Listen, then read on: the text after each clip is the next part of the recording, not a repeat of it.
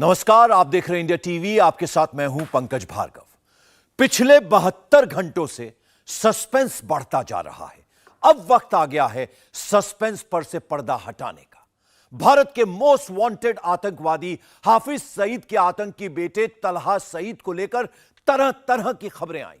किसी ने कहा हाफिज सईद का बेटा अगवा कर लिया गया, किसी ने लिखा हाफिज के बेटे का अपहरण के बाद मर्डर कर दिया गया, कोई बोला हाफिज सईद के आतंकी बेटे की लाश मिली है, किसी ने लिखा पाकिस्तानी फौज को हाफिज के बेटे को दफन करते देखा गया।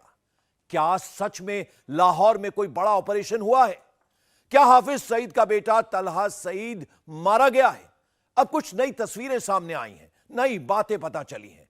कहा जा रहा है तलहा सईद मरा नहीं, जिंदा है, पेशावर या कराची में नहीं, लाहौर में छिपा बैठा है, चुनाव लड़ने की तैयारी कर रहा है, सियासी मंच पर तकरीरें दे रहा है। यह दावा हम नहीं कर रहे, यह दावा किया है हाफिज सईद की नई पॉलिटिकल पार्टी ने। इस पार्टी का नाम क्या है? कौन हाफिज की नई सियासी पार्टी को फ्रंट से लीड कर रहा है? कौन पीछे से ऑर्डर दे रहा है? और क्या इसी में छिपा है आतंक के दूसरे सबसे बड़े नाम तलहा सईद की गुमशुदगी का सच? पाकिस्तान के लॉग ऑन कैमरा ये क्यों कहने लगे हैं कि तलहा सईद का मर्डर हो गया और इस आतंकवादी को उसे उसके अंजाम तक पहुंचाने वाला हिंदुस्तान है? ये पूरी रिपोर्ट आंख गड़ा कर देखिए, सही बात पता चलेगी। क्या इंडिया के मोस्ट वांटेड आतंकवादी हाफिज सईद पर पहली स्ट्राइक हो गई है? क्या हाफिज सईद एंड फैमिली पर पहला हमला हो गया है? आतंकवादी हाफिज सईद का आतंकी बेटा तलहा सईद जिंदा है या मारा गया? क्या मुंबई हमलों के 15 साल बाद हिंदुस्तान ने अपना पहला बदला ले लिया है या बदला लेना अभी बाकी है? पाकिस्तान में सबको सांप सूंघ गया है। हिंदुस्तान के बदले का खौफ इस कदर हावी है कि हर कोई हाफिज को ही ढूंढ रहा है, हाफिज और उसके परिवार के बारे में ही पूछ रहा है। एक बहुत बड़ी खबर सामने आई है कि हाफिज सईद के बेटे को पाकिस्तान से अगवा कर लिया गया है। हाफिज सईद साहब का जो बेटा है उनको अगवा कर दिया गया है। इंडिया बड़ी देर से इनके पीछे पड़ा हुआ था। इस तरह की एक्टिविटीज में और खुसूसन हाफिज सईद साहब के हवाले से तो राह बहुत सारी एक्टिविटीज में इन्वॉल्व है। पहले भी उनके घर पे एक ब्लास्ट हुआ था जिसमें राह इन्वॉल्व थी, और अगर वाकई ये खबर सच है तो हो सकता है इसमें राह की इन्वॉल्वमेंट हो। तो क्या पाकिस्तानी जो कह रहे हैं वो सच है? क्या ये हेडलाइन ही पाकिस्तान में सबसे बड़ी खबर है? क्या सच में गायब हो गया है आतंकी हाफिज का बेटा? लश्कर का आतंकी कैंप इस वक्त इतना डरा डरा सहमा सहमा क्यों है? पाकिस्तान की सड़कों पर गली मोहल्लों में हिंदुस्तान के राष्ट्रीय सुरक्षा सलाहकार अजीत डोवल का खौफ इतना हाई क्यों है? पाकिस्तानी ये क्यों कहने लगे हैं भारत घर में घुसकर मारने लगा है, अब हर आतंकी का नंबर आने वाला है, 24 से पहले भारत कुछ बड़ा करने वाला है। इंडिया के उस हीरो की जिसको वो कहते हैं ये हमारे इंडिया का जेम्स बॉन्ड है। हम बात करें अजीत डोवाल की जो 7 साल पाकिस्तान में रहे हैं, वो अपने सबसे बड़े हीरो अजीत डोवाल को भेजे जिनको जेम्स बॉन्ड भी कहा जाता है, जो पहले भी पाकिस्तान में 7 साल जासूसी करते रहे हैं। अगर उन्होंने उस तरफ कश्मीर की तरफ भेजा, क्या होगा हमारा? वो हम पर एक अटैक करेंगे, हम कहें अजीत डोवाल जो है वो कश्मीर में आ जाएगा, क्या होगा, हीरो बन जाएगा। मतलब जो होना है, वो जो जंग करनी है वो करनी है। आप मेंटली तौर पे प्रिपेयर हैं इस चीज के लिए। माय गॉड, क्या कह रहे हो? ये रियलिटी है। क्या कह रहे हो? बंदा क्या कह रहे हैं? जो आप सुन रहे हैं मैं वही कह रहा हूं। मतलब वो हम मेंटली प्रिपेयर हो जाएं कि इलेक्शन से पहले कोई अटैक हो जाए। हाँ, इंडिया में जो जनरल इलेक्शन है उनसे पहले हम पे लाजमी एक अटैक होगा। हाफिज के आतंकी बेटे के गायब होने की खबर आने के बाद पाकिस्तान का ये डर देखकर अच्छा लगा, मगर इसमें एक अपडेट है, और वो अपडेट दिया है पाकिस्तानी पत्रकार हामिद मीर ने, जिन्होंने ट्वीट करके बताया है कि सेंट्रल मुस्लिम लीग के प्रवक्ता ने सोशल मीडिया पर फैली इस अफवाह का खंडन किया है कि हाफिज मोहम्मद सईद के बेटे तलहा सईद का किसी ने अपहरण कर लिया है, वो चुनाव प्रचार कर रहा है। सवाल है, कहां छिपा बैठा है आतंकी तलहा सईद? क्या वो पाकिस्तानी पुलिस और फौज की प्रोटेक्शन में है? किस लोकेशन पर, किस मंच पर बैठकर ये पाकिस्तानी आतंकी चुनाव प्रचार कर रहा है? किस पार्टी के लिए चुनाव प्रचार कर रहा है? हमने इसका लोकेशन ढूंढ निकाला है। गौर से देख लीजिए इस चेहरे को। यही है वो तलहा सईद जिसे भारत ने इंडिविजुअल टेररिस्ट घोषित कर रखा है और फिलहाल ये लाहौर में छिपा बैठा है। तलहा सईद भारत के खिलाफ हमले के लिए आतंकियों की रिक्रूटमेंट करता है, फंड इकट्ठे करता है, भारत में लश्कर के हमले के लिए प्लानिंग और एग्जीक्यूशन करता है और ये लश्कर ए तैयबा के क्लेरिक विंग का सरगना है। आप ये जानकर चौंक जाएंगे कि ये आतंकवादी जिस मरकजी मुस्लिम लीग नाम की पार्टी के लिए चुनाव प्रचार कर रहा है वो लश्कर ए तैयबा का ही पॉलिटिकल विंग है। ये तस्वीर गौर से देखिए। तलहा कुर्सी पर बैठा है और पीछे हथियारबंद आतंकी उसकी प्रोटेक्शन कर रहा है। पब्लिक के बीच होते हुए तलहा कभी बाएं देखता है, कभी दाएं और उसका आतंकी बॉडीगार्ड भी चारों ओर नजर रखता है। पाकिस्तान में इस आतंकी की सिक्योरिटी कितनी टाइट है इसे इस तस्वीर से भी समझिए। तलहा के पीछे एक और उससे थोड़ी दूर पर दूसरा आतंकी उसे प्रोटेक्ट कर रहा है। अब यह पाकिस्तान जैसे देश में ही संभव है कि आतंक के सबसे बड़े नाम यानी हाफिज का बेटा वहां वीवीआईपी है, मगर तमाम संकेत तो यही मिल रहे हैं कि अब वाकई में इस आतंकी के दिन खत्म होने वाले हैं। हम ऐसा क्यों कह रहे हैं इसे तलहा सईद के इस वीडियो से समझिए। वीडियो इसी साल का है जब वो किसी मस्जिद में तकरीर करने पहुंचा था। वीडियो गौर से देखिए। इसका दायां हाथ या तो फ्रैक्चर था या फिर वो किसी हमले में घायल हुआ था। इसी के बाद अब अचानक इसके गायब होने की खबर उड़ी और पाकिस्तान की सांसें थम गई। हाफिज के आतंकी बेटे को चाहने वालों ने उसका एक वीडियो जारी करके ये बताने की कोशिश तो की कि वो फिलहाल सेफ है, लेकिन कब तक सेफ है ये खुद पाकिस्तानी नहीं जानते। वो तो डर के मारे कांप रहे हैं, भारत का ही नाम ले रहे हैं। अली शान, आपको पता होगा जो हाफिज सईद हैं, मंगल के रोज उनका जो बेटा था वो अगवा हो गया और कहा जा रहा है कि इसमें इंडिया का हाथ है, रॉ मुलव्विस है, क्या कहोगे? जी बिस्मिल्लाहिर्रहमानिर्रहीम। आपने मुझे जो खबर सुनाई है बहुत अफसोसनाक वाक़या है। जो आपने अल्हम्दुलिल्लाह वो मेरी जमात है, जमात उद्दावा से अल्हम्दुलिल्लाह हम तल्लक रखते हैं, बहुत अच्छा गहरा तल्लक है। तो ये बात बिल्कुल ऐसी है जैसा कि आप देख लें हाफिज़ मोहम्मद सईद साहब जो कि जमात के एक लीडर हैं, हमारी जो जमात को चलाते हैं, आगे लेकर चलते हैं। तो आप देख लें तकरीबन जब भी वो बाहर आते हैं ना, हाफिज़ सईद साहब की अगर बात करें, जब भी वो बाहर आते हैं इंडिया को पता चलता है कि हाफिज़ सईद साहब को रिहा कर दिया गया, तो फिर ये सोचा छोड़ देते हैं कि इन्हें जल्द अज जल्द इन्हें बंद किया जाए, जल्द अज जल्द इन पर जो पाबंदी लगाई जाए, घर पर इन्हें जो कि पाबंदी लगाई जाए, इन्हें बाहर मत आने दें। तो आप देख लें अभी तक जो हाफिज़ सईद साहब है वो अभी तक वो घर से बाहर नहीं हो सकते, रिहा नहीं हुए। और अगर आपने ये जो बात छोड़ दिया कि हाफिज़ सईद साहब का जो बेटा है को उनको गवाह कर दिया गया है, तो आप बताएं मुझे, जो अच्छी बात करता है, जो हक की बात करता है, चाहे वो जो भी हो, जो अच्छी बात अच्छाई वाली बात करता है, तो उनको जल्द अज जल्द जो अच्छे काम की तरफ बुलाता है, अच्छे काम की तरफ माइल करता है, उन्हें गवाह कर दिया जाता है। अगर बात की जाए उनके बेटे की जो इंडिया वालों ने गवाह कराया है, आप मुझे बताएं क्या ये पाकिस्तान नहीं है, ये मुसलमान नहीं है जो एक काफिर के पीछे लगकर हाफिज़ सईद साहब के बेटे को गवाह करा रहे हैं? और ये हाफिज़ सईद साहब के बेटे को अकेले ही नहीं, पता नहीं इन्होंने कितने लोगों को गवाह करा। हाफिज़ सईद साहब के बेटे का कसूर क्या है? आपको पता लगा कि उन्होंने क्या किया जिसकी वजह से गवाह किया गया? कोई इशू ये या ना जो आप कह रहे हैं दहशतगर्दी का काम फैला रहे हैं? 110% डेफिनेट ऑफ कोर्स इंडिया ने किया, इंडिया के आगे तो कुछ भी नहीं है। ठीक है जी, इंडिया बड़ी देर से इनके पीछे पड़ा हुआ था। सर, इंडिया को क्या खारबाजी हो सकती है हाफिज सईद साहब से? अच्छा देखें, इंडिया को हाफिज़ सईद साहब से खारबाजी नहीं है, इंडिया को तो पाकिस्तान से खारबाजी है। वो पाकिस्तान को हर वक्त अगर मुस्तहकम करने के लिए कुछ ना कुछ करता रहता है और ये भी उसी का हिस्सा लगता है। आतंकी तलहा सईद को लेकर पाकिस्तान के लोग अभी भी कंफ्यूज हैं कि वो है कहां, जिंदा भी है या मारा गया। इस बीच मरकजी मुस्लिम लीग नाम की पॉलिटिकल पार्टी ने दावा किया है कि तलहा सईद की किडनैपिंग नहीं हुई है और वो इस वक्त लाहौर में है और MML नाम की पार्टी के कैंडिडेट के लिए चुनाव प्रचार कर रहा है। टेररिस्ट तलहा सईद का ये वीडियो और उसकी तस्वीरें भी इसी मरकजी मुस्लिम लीग ने जारी की है। अगर मान ले कि इसमें सच्चाई है, आतंकी तलहा सईद अभी भी जिंदा है, तो सवाल उठता है कि पाकिस्तान मरकजी मुस्लिम लीग नाम की पॉलिटिकल पार्टी है क्या? तलहा सईद इस पार्टी के लिए चुनाव प्रचार क्यों कर रहा है? क्या पाकिस्तान ने ऑफिशियली एक आतंकवादी को पीछे के रास्ते से पाकिस्तानी संसद में बिठाने का इंतजाम कर लिया है। जवाब पाकिस्तान के एक न्यूज़पेपर मिनट मिरर की इस हेडलाइन में है। पाकिस्तानी मरकजी मुस्लिम लीग नाम की पार्टी लश्कर-ए-तैयबा यानी जमात-उद-दावा का पॉलिटिकल चेहरा है। क्या आप यकीन करेंगे कि सियासत का चेहरा लगाए आतंकियों वाली इस पार्टी का अपना व्हाट्सएप ग्रुप है, व्हाट्सएप चैनल है, इसका व्हाट्सएप अकाउंट है जिसमें साफ साफ लिखा है कि यह पॉलिटिकल ऑर्गेनाइजेशन है। आपको बता दें, जब आतंकी संगठन लश्कर-ए-तैयबा को यूएनएससी ने टेरर ग्रुप के लिए लिस्ट किया था, तब हाफिज सईद ने इसका नाम बदलकर जमात-उद-दावा कर दिया था। फिर 2017 में मिल्ली मुस्लिम लीग के बैनर तले हाफिज ने नई पार्टी बनाई।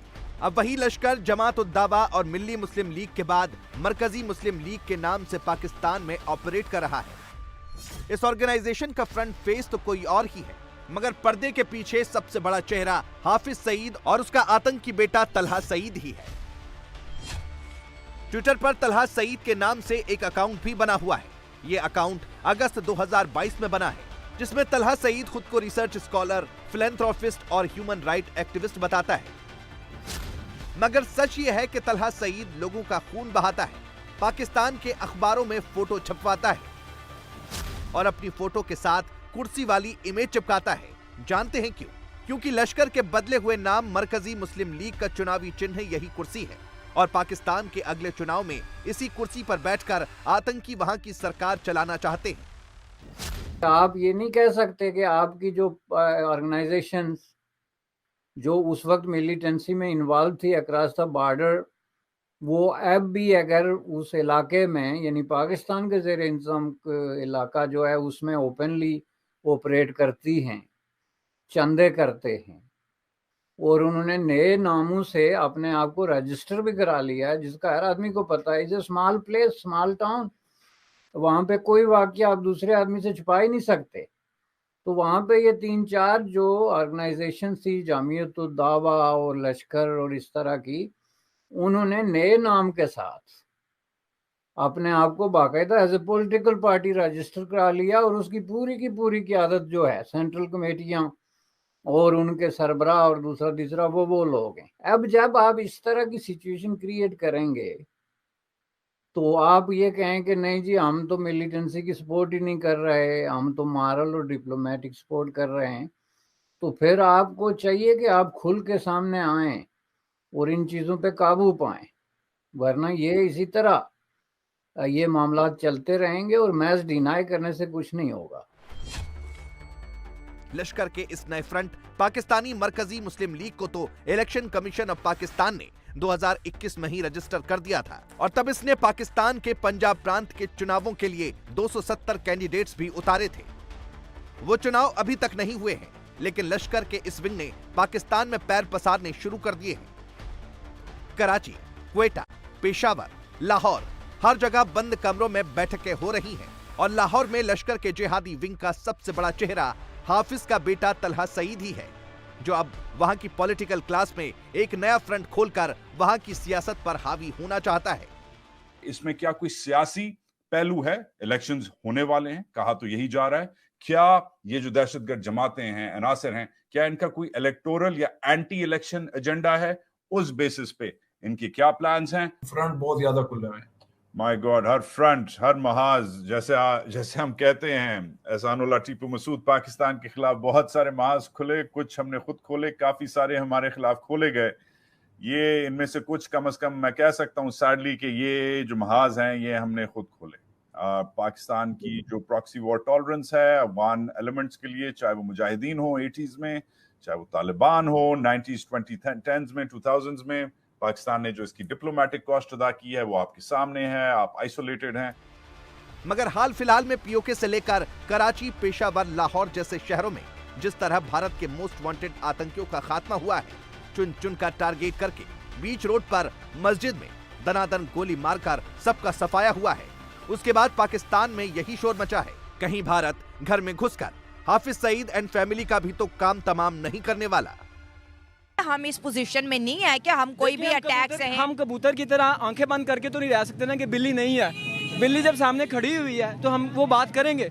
कि जो अटैक पॉसिबिलिटी है वो होने वाला है। अजीत डोवाल को भेजे, जिनको जेम्स बॉन्ड भी कहा जाता है, जो पहले भी पाकिस्तान में 7 साल जासूसी करते रहे हैं, अगर उन्होंने उस तरफ कश्मीर की तरफ भेजा, क्या होगा हमारा? देखिए, उन्होंने अपने वाला जो कश्मीर है वो तो पहले ले लिया हुआ है, जो आर्टिकल था उन्होंने वो रिमूव कर दिया। अब वो जो उनका कश्मीर है, मतलब वो उनका एक सूबे की हैसियत रखता है कि वो उनका एक प्रोविंस है, जैसे स्टेट बन गया, स्टेट जैसे हमारा पंजाब या सिंध है।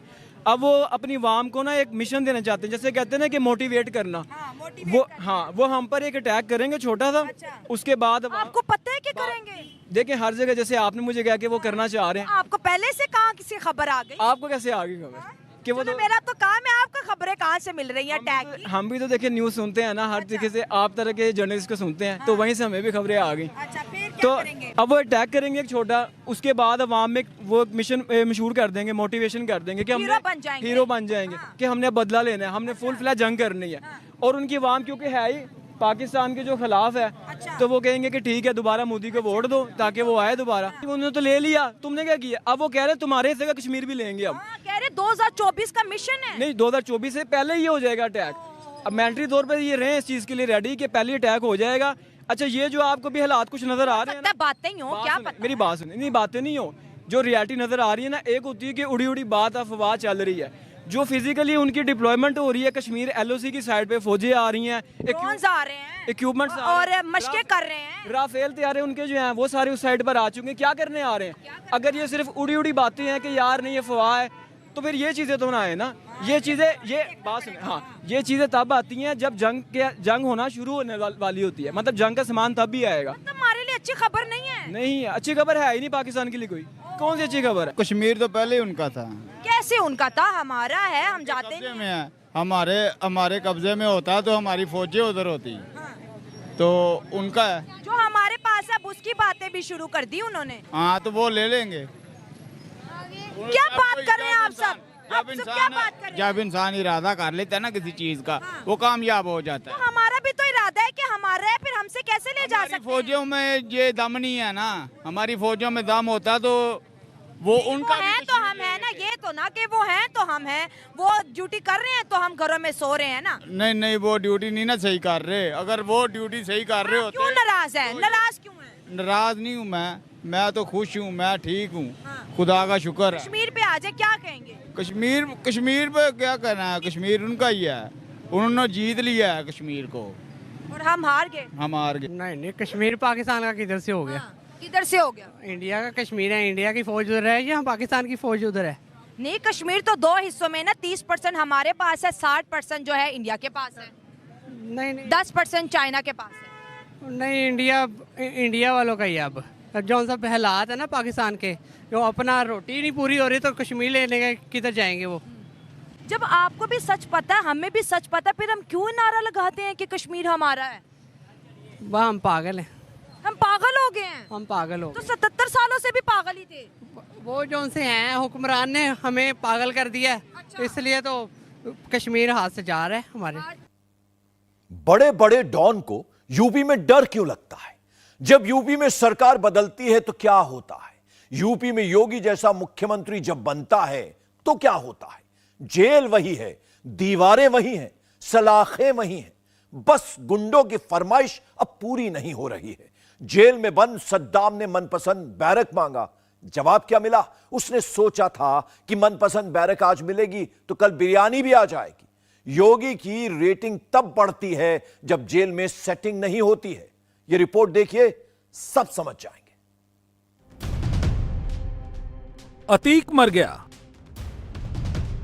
अशरफ मर गया,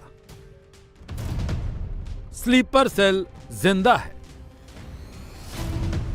सद्दाम ही गैंग का असली बंदा है।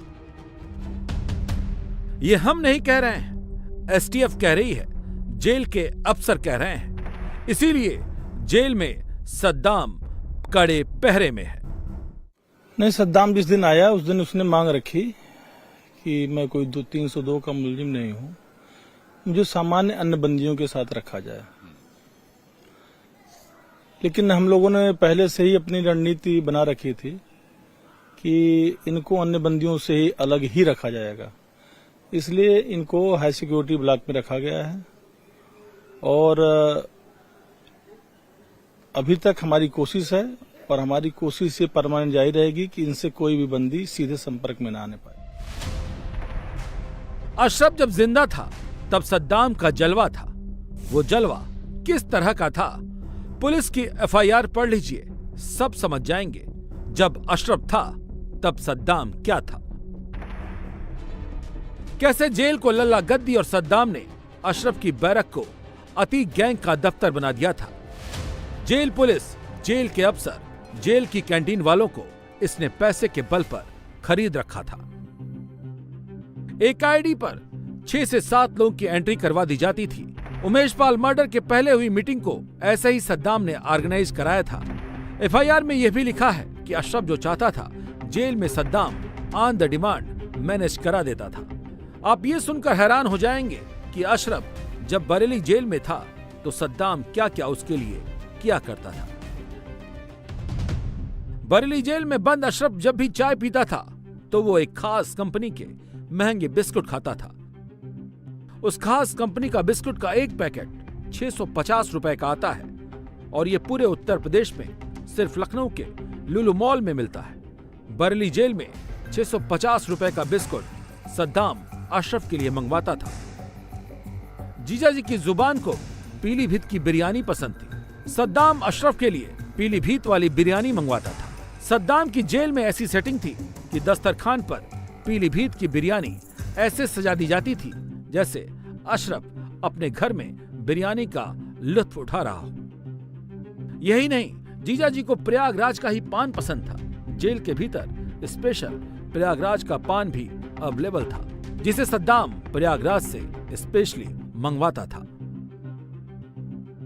बहुत दिनों से ये वीडियो वायरल है।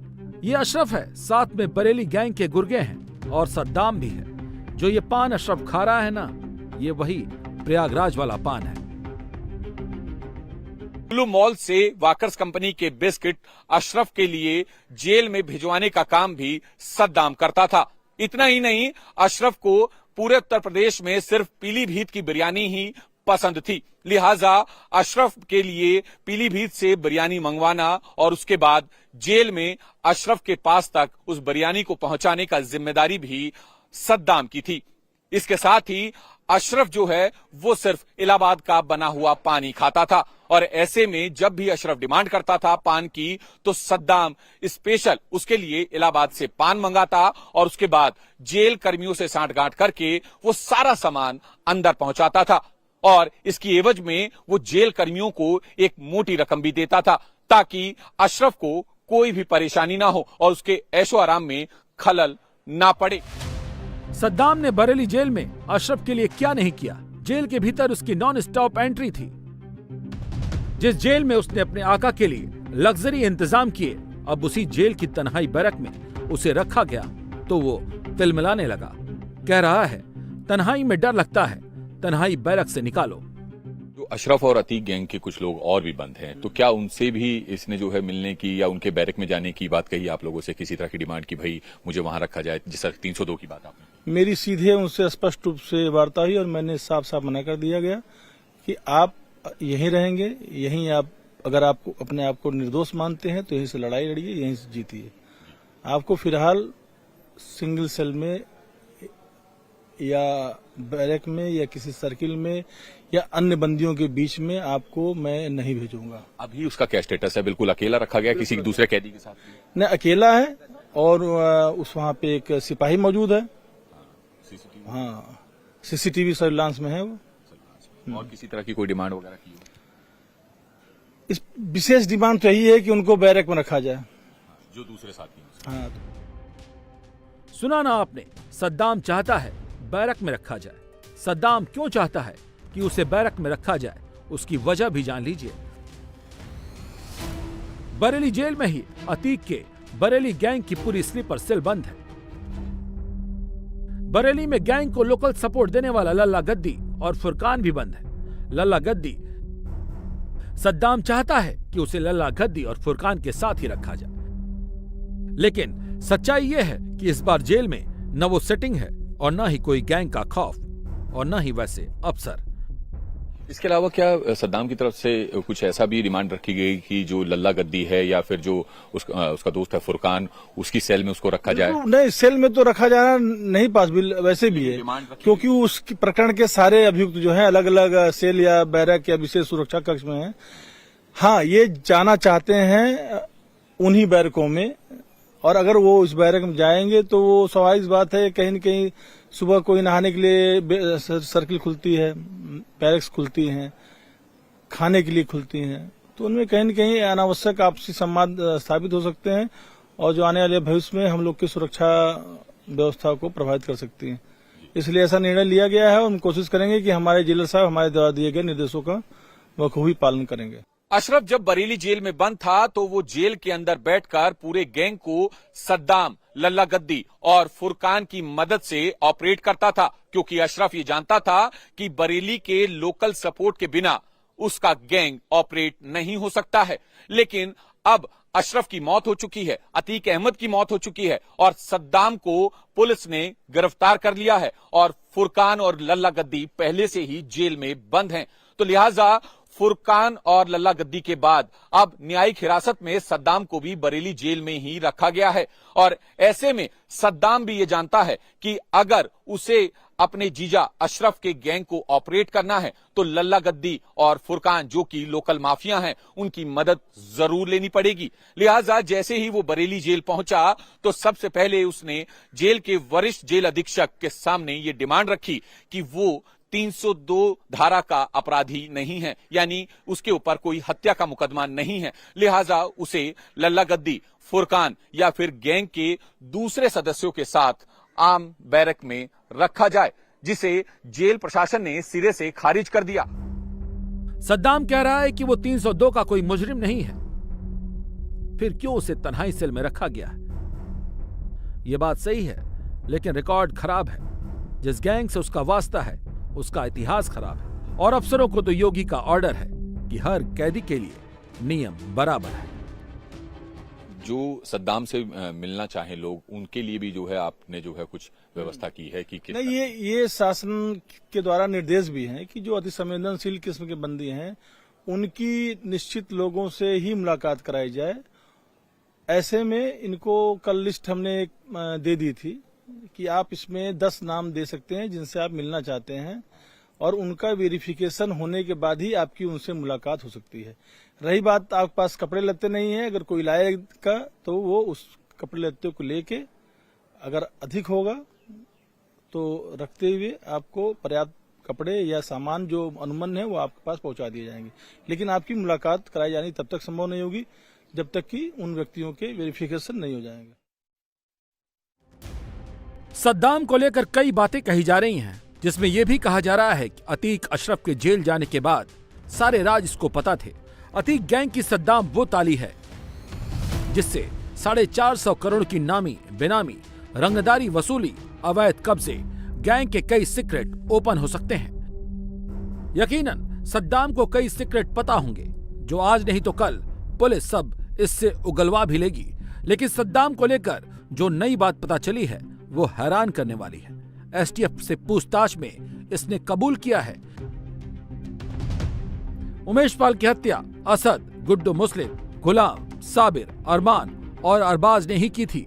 उमेश पाल की हत्या के बाद माफिया अतीक अहमद का फोन उसके पास आया था। तब अतीक ने कहा था उमेश पाल की हत्याकांड को अंजाम दे दिया गया है, बस अब तुम असद और गुलाम के छुपने का इंतजाम कर दो। इसने पुलिस को बताया कि उमेश पाल हत्याकांड की बात सुनकर वो इतना डर गया था कहीं वो पकड़ा न जाए, इसलिए उसने असद और गुलाम को छुपने की जगह देने के लिए अतीक को साफ मना कर दिया।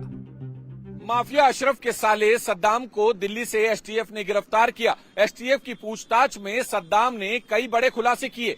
सद्दाम ने ये कबूल किया कि उमेश पाल की हत्या असद, गुड्डू, गुलाम, साबिर, अरमान, अरबाज और विजय चौधरी ने की थी। उमेश पाल की हत्या हो जाने के बाद अतीक अहमद ने सद्दाम को फोन भी किया था। सद्दाम उन दिनों दिल्ली में था। सद्दाम ने यह भी कबूल किया कि अतीक अहमद ने उसे ये कहा फोन करके कि उमेश पाल की हत्या कर दी गई है, बस अब तुम असद और उसके गुर्गे गुलाम की दिल्ली में कहीं छिपने की व्यवस्था कर दो। लेकिन जैसे ही अतीक अहमद के मुंह से उमेश पाल की हत्या किए जाने की बात सद्दाम ने सुनी तो सद्दाम इतना डर गया कि उसे ये डर था कि कहीं यूपी एसटीएफ उस पर कोई कार्रवाई ना कर दे, कहीं उसे गिरफ्तार ना कर ले। इसलिए उसने अतीक अहमद को ये साफ मना कर दिया कि उसके पास ऐसी कोई जगह नहीं है जहां पर वो असद और गुलाम को छिपा सके। लेकिन जैसे ही यूपी पुलिस की कार्रवाई बढ़ी तो सद्दाम खुद फरार हो गया और देश के 3 अलग अलग राज्यों में लोकेशन बदलकर छिपता रहा। इस वक्त सद्दाम बरेली जेल में है, अलग सेल में बंद है। रंगबाजी माफियागिरी का सारा नशा उतर चुका है। पुलिस से कह रहा है गैंग से कोई मतलब नहीं है। योगी राज में 1 लाख का इनामी अगर ऐसी बात कह रहा है तो ये डर अच्छा है। सद्दाम को उमेश पाल की हत्या की साजिश की पूरी जानकारी थी। कैसे असद उमेश पाल की हत्या करेगा, गुड्डू मुस्लिम बम चलाएगा, शूटर्स क्या क्या करेंगे और हत्यारे वहां से कैसे भागेंगे। लेकिन उमेश पाल की हत्या के बाद पुलिस के आला अधिकारियों ने हमें बताया कि सद्दाम काफी डर गया था और जब यूपी एसटीएफ ने माफिया अतीक अहमद के बेटे असद का एनकाउंटर कर दिया तो वो और ज्यादा दहशत में आ गया। उसके बाद अशरफ और अतीक अहमद की जिस तरह से प्रयागराज में हत्या की गई, उसके बाद सद्दाम को ऐसा लगने लगा था कि अगर पुलिस ने उसको गिरफ्तार कर लिया तो उसकी जान जाना तय है। इसलिए वो बैंगलोर से लेके मुंबई और मुंबई से लेके दिल्ली तक भागकर अपनी जान बचा रहा था। दुनिया के सबसे आधुनिक शहरों में से एक न्यूयॉर्क एक दिन की बारिश में पूरी तरह से डूब गया। सड़कें, घर, दुकानें, गाड़ियां सब जलमग्न हो गए। 24 में इतनी बारिश हुई कि कई सालों के रिकॉर्ड धरे के धरे रह गए। हालात ऐसे बन गए कि शहर में इमरजेंसी घोषित कर दी गई। बारिश और बाढ़ ने न्यूयॉर्क शहर का कैसा हाल कर दिया, उसकी एक एक तस्वीर इस रिपोर्ट में देखिए। बाढ़ से बेहाल अमेरिका का न्यूयॉर्क।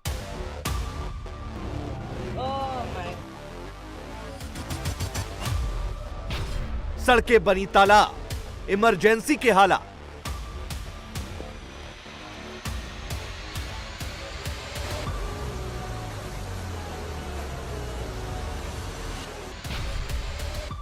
न्यूयॉर्क शहर सैलाब का कहर।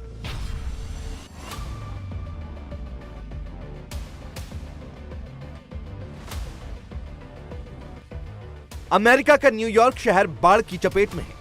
शुक्रवार को भारी बारिश के साथ ऐसा तूफान आया कि पूरा का पूरा शहर दरिया में तब्दील हो गया।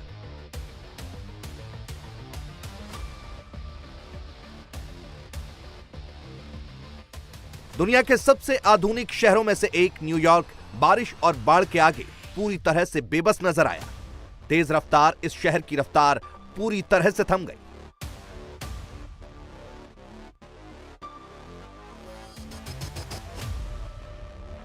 शहर में पानी भरने से जगह जगह सड़कों पर लंबे जाम लग गए। घंटों लोग जाम में फंसे रहे तो कहीं पानी के बीच से लोगों को होकर गुजरना पड़ा।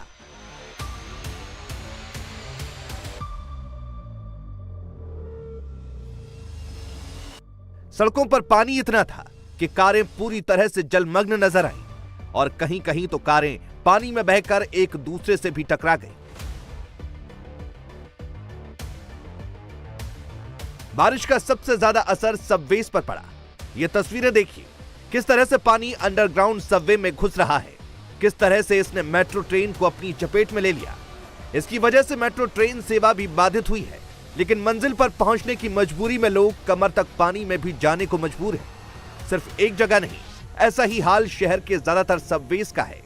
बारिश ने ऐसी तबाही मचाई है कि अब सामान भी बह बहकर सड़कों पर तैरने लगा है। तस्वीरों में देख सकते हैं कि कैसे गार्बेज बैग और दूसरी चीजें पानी में तैर रही हैं। यह सब हुआ है गुरुवार से शुक्रवार के बीच हुई जबरदस्त बारिश की वजह से, जिसने न जाने कितने सालों के रिकॉर्ड तोड़ दिए।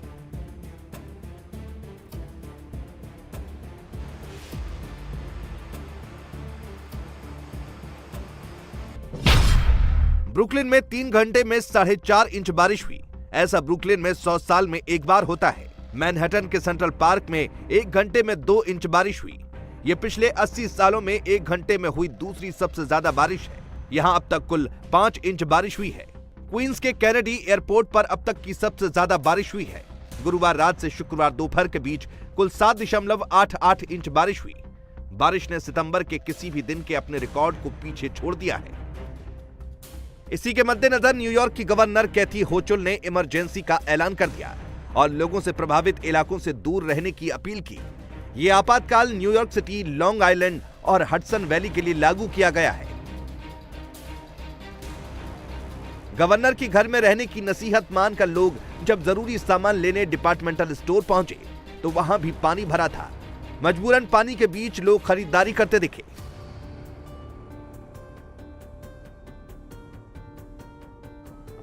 बारिश और बाढ़ से लोगों का घरों में रहना और बाहर निकलना दोनों ही मुश्किल है। बाढ़ से शहर का यातायात पूरी तरह से बाधित है।